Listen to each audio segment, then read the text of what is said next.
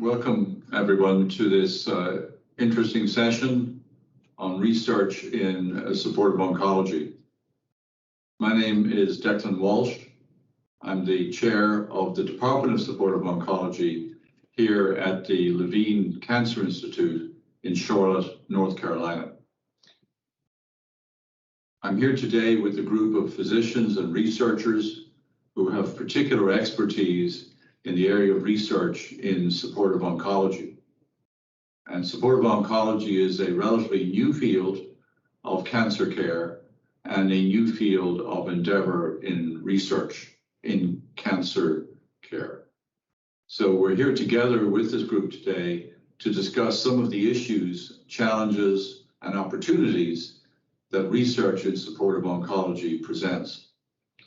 And I'm delighted, first of all, to welcome Dr. Einer Actus, who's going to talk to us today about some of the challenges inherent in supportive oncology research. Dr. Actus, welcome. Thank you, Dr. Walsh, for the introduction. I'm a research scientist in the Department of Supportive Oncology at Levine Cancer Institute. Today, I will introduce the challenges of evidence-based supportive care research, emphasizing clinical trials and offering suggestions for clinical trial participation. Individuals with cancer experience multiple symptoms related to the disease or disease-directed treatments. The extent of burden experienced justifies high-quality research for improved symptom management and quality of life. So as researchers in supportive care, we aim to optimize cancer care with evidence-based medical practice. However, given the complex nature of the patient experience with cancer, we should be aware of the many pitfalls of clinical trials. These dilemmas pose significant challenges for researchers and study participants. Ideally, participants must represent the population of interest. Each study has different requirements for participant selection. Many studies have numerous exclusion criteria to apply the findings to a patient group with the same disease. However, such broad exclusion criteria can often lead to insufficient participant numbers. These studies may also recruit younger patients who are healthier than the general cancer population. More flexible and practical study entry criteria can overcome this problem.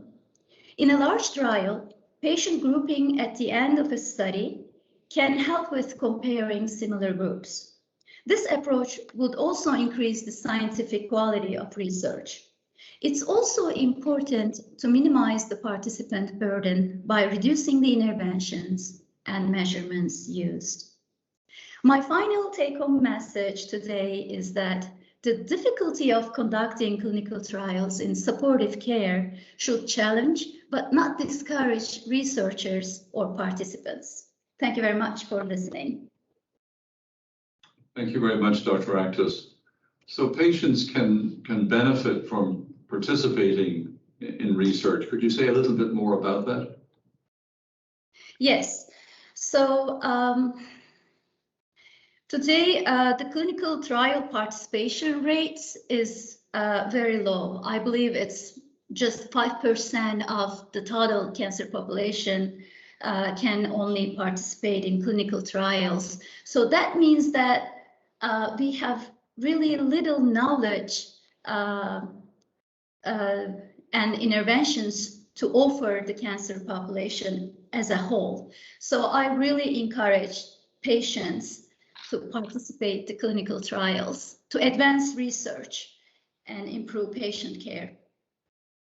So the more patients participate in clinical trials, the more we can learn about the issues and challenges that they're facing, and the better we can provide care for them with whatever problems they happen to be facing. Yes, of course, participation to research is voluntary, but that's how we can learn more about the disease. Very good, thank you. Okay, I'm going to turn next then to Dr. Dori Beeler, and she has a particular interest in fatigue related to the cancer diagnosis, but she's going to talk to us some more today about the important role of gatekeepers, stakeholders, and other important people in the research process. Dr. Beeler, welcome. Yeah, thank you for the introduction, Dr. Walsh. So yes, I'm Dr. Dori Beeler. I'm also a research scientist in the Department of Supportive Oncology, along with Dr. Actus at LCI. And as Dr. Walsh explained, I will be discussing the role that gatekeepers, stakeholders, and advocates play in supportive oncology research. So starting with gatekeepers, this group serves as mediators for accessing study settings and participants who are considered vulnerable in a study population. This group can include, for example, clinicians, care partners that ultimately work to safeguard patients from research staff and/or research activities. So it's useful to discuss research participation openly with your gatekeeper, if you're the patient, so that you can really understand the potential burdens that are associated with participating in research studies. Now, stakeholders are people or organizations who have an interest in the study or are impacted by the study outcomes. So this group can include patients, care partners, physicians, advocate organizations, hospitals, or government agencies. Studies that do not have stakeholder engagement may in fact incur gaps in the overall study design, which causes the researchers to have problems with effective recruitment and communication of study results.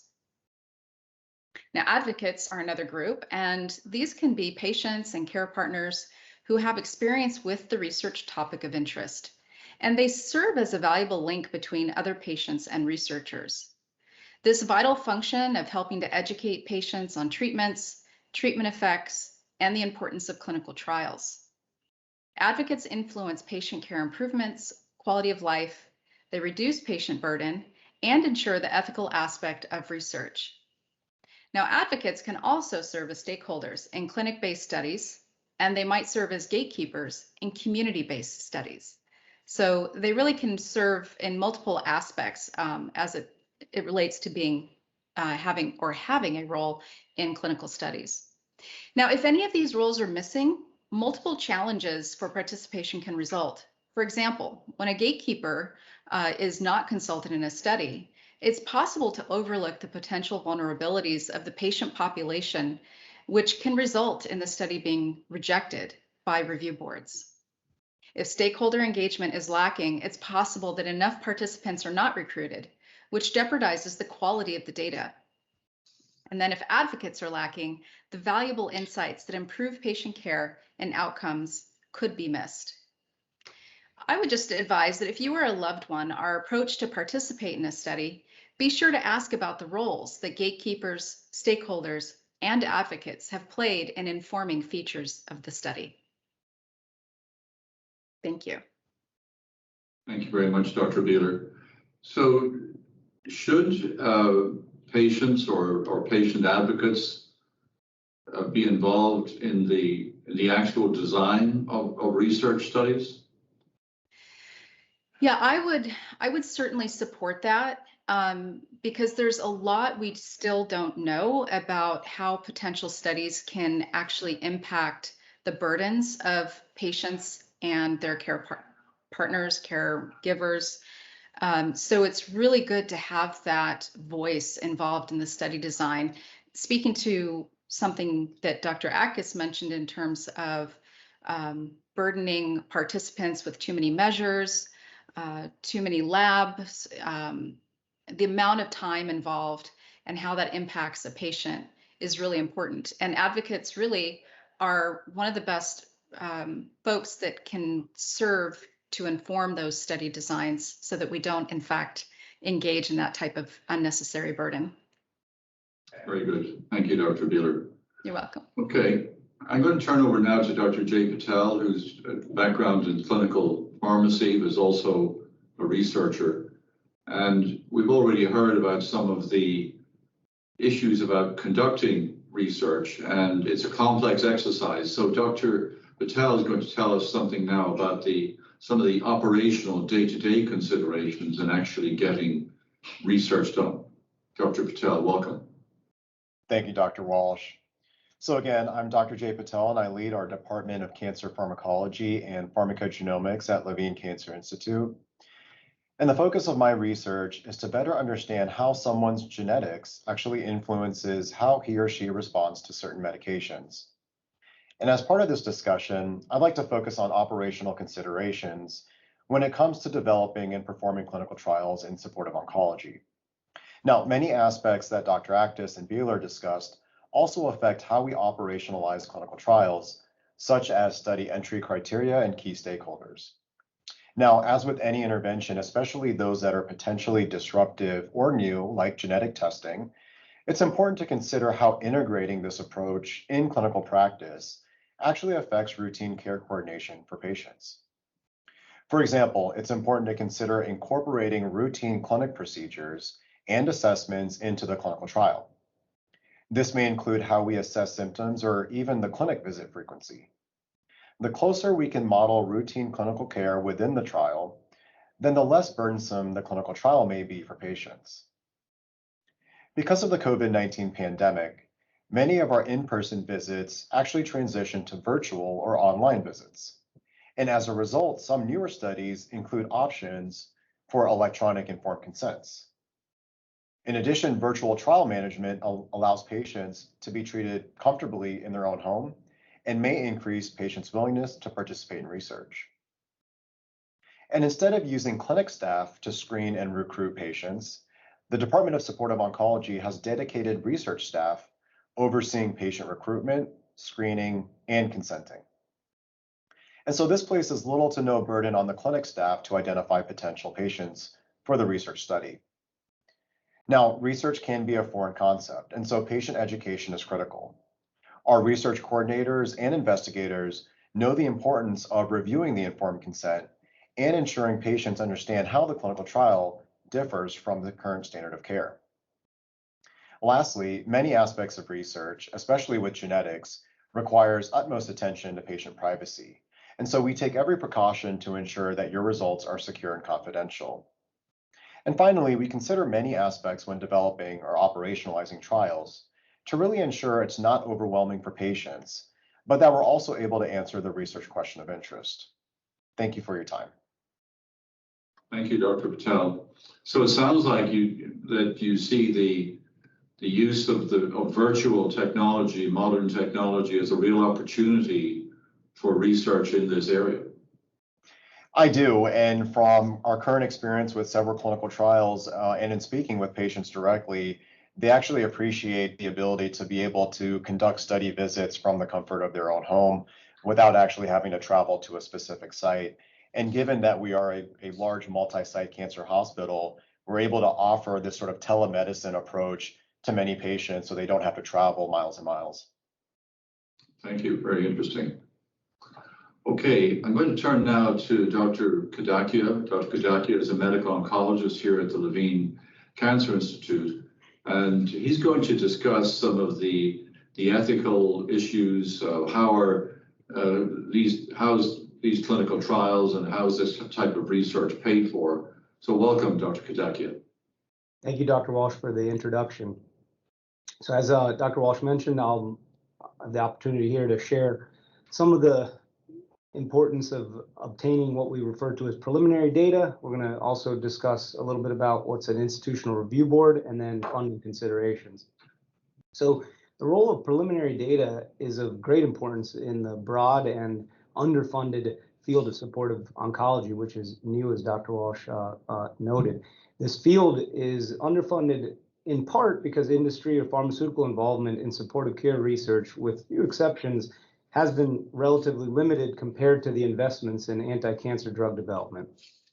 This results in small-scale supportive care studies that have been done, which further limits the ability to detect clinically relevant differences between intervention and control groups. Of course, running larger, better-funded studies is one possible solution. However, another scientifically sound approach is to evaluate interventions in smaller pilot studies, what is often referred to as signal finding studies. Although these smaller studies might not have the scientific rigor to change practice directly, they allow researchers to pick the agent or agents with the highest chance of success and creates preliminary data when planning such larger studies.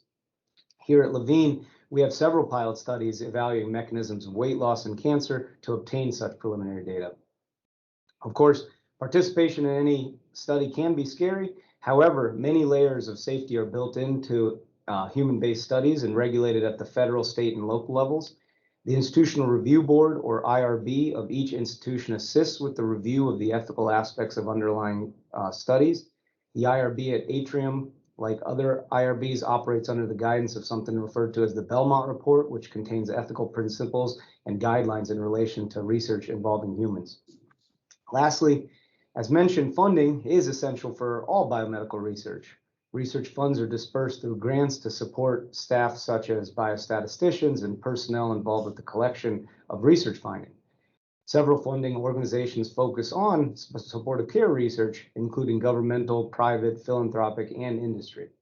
Additionally, we at Levine Cancer Institute have opportunities at the institutional level. Now, all of these are competitive grants that are funded if clinically important questions are being evaluated. So as discussed by my colleagues, though supportive care research can be complex, the benefit of participation in such studies might allow others going through similar experience to have a better quality of life based on an evidence base. Importantly, there are many resources that try to reduce a patient's risk of harm during research during this process. So thank you for your time. So it sounds like we need to align with existing research structures, but take a little bit of a different approach in terms of how we design supportive oncology research. Absolutely. I think one of the important things is how we can collaborate with our industry partners who often have the infrastructure to conduct in an efficient way large multi-center, even global studies, which are the current standard in most of the currently FDA regulated anti-cancer therapeutics. And so we actually have collaborations with certain industry sponsors currently studying new novel therapeutics for cancer cachexia. And you mentioned earlier, like how much should these other stakeholders be involved, and they've been involved with the funding, but the researchers have been involved with the design and the future analysis. So I think there's a balance between who's involved with the study design and the collection and the analysis, but certainly support from our industry sponsors should be equitable to the problems. And many of the supportive care issues are unfortunately not as well studied as I've described with anti-cancer therapeutics. Thank you very much, Dr. Kadakia. Well, I think just to sum up, I mean, we've heard today about the challenges and the opportunities inherent in supportive oncology research. There are many common problems out there that deserve greater scrutiny, that can have a big impact on many patients right across the cancer spectrum, right from the day of diagnosis, that can increase our knowledge about cancers and how best to manage the cancer through the natural history of each of these complicated illnesses. We've heard also about the importance of gatekeepers and stakeholders in the conduct and design and evaluation of the information that comes from these studies. And then about the importance of the design and the day-to-day conduct of the studies to make sure that they're done in an effective and efficient manner. And then also about the ethical and financial issues that need to come to bear to make sure that these studies can be successfully completed and brought into the medical literature. So I want to thank all of the presenters today for a very interesting session. I think it's important to repeat that only a minority of cancer patients go into clinical trials, and it's very important that we, as a professional community, encourage people to participate in research of all types to improve our knowledge of the cancer experience and of these very common problems that affect our cancer patients on a daily basis. Thanks to everyone for your participation and the great information presented today. Thanks for watching. For more information, visit us online, send us an email, or give us a call. Don't forget to click subscribe and hit that notification bell so you know when new videos are released. And most of all, be well.